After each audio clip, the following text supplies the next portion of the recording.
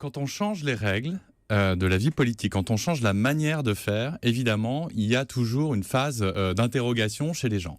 On a, nous, engagé quelque chose au mois d'avril à Amiens, lancé un mouvement qui s'appelle En Marche. On a organisé une grande marche et aujourd'hui, on est dans la phase de diagnostic.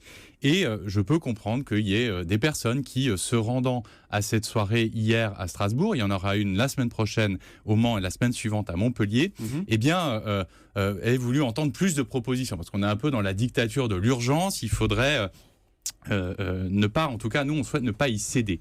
Pour une raison simple, c'est qu'on veut prendre le temps d'expliquer. Et cette phase de diagnostic, elle est importante. Pourquoi ? Pour la suite.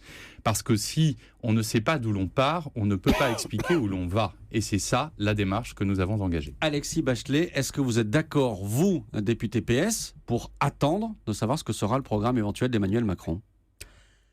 Si Emmanuel Macron veut aller au bout de sa démarche et être candidat à l'élection présidentielle, j'espère qu'il aura un programme qui ne va pas se contenter effectivement de faire des constats, des diagnostics et de sourire à la une des magazines People, parce que je pense que ça ne va pas être suffisant pour convaincre les gens de voter pour lui, pour en faire éventuellement le président de la République. Parce que c'est intéressant dans les témoignages, c'est que les gens disent finalement, ils se demandent si la marche n'est pas un peu trop haute pour lui. C'est vrai que ça fait pas très longtemps qu'il est dans la vie politique, ça peut être une force, ça le propulse parce qu'il est nouveau et qu'il a envie de renouvellement, de nouveauté, mais en même temps, les gens ne le connaissent pas vraiment.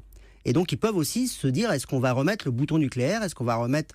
en plus, on a des institutions de la Ve République qui sont extrêmement puissantes, c'est une quasi-monarchie. Donc on sait que quand on élit un président de la République, on élit quelqu'un pendant 5 ans qui va avoir énormément de pouvoir. Et donc, forcément, il y a des interrogations, et je pense que si Emmanuel Macron ne rassure pas les gens, avec du fond, avec aussi peut-être des éléments de personnel, mais qui ne soient pas simplement des couvertures de magazines, ça va faire un peu court, je pense qu'il peut rapidement s'effondrer.